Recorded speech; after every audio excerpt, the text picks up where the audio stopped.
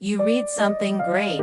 2 weeks later, you can't find it. Notebook Highlighter fixes that. Select any text on any page. Pick a color, and it's saved. Come back tomorrow. Come back next month. It's still right there. PDFs too. Even the ones sitting on your own hard drive. Everything collects in the sidebar. Add a note, tag it, and search across every highlight you've ever made. One box. All your reader mode clears the clutter. And when you need your notes somewhere else, Markdown, PDF, Obsidian, Notion, it all stays on your computer. No account, no sign up, nothing sent anywhere. Want AI summaries?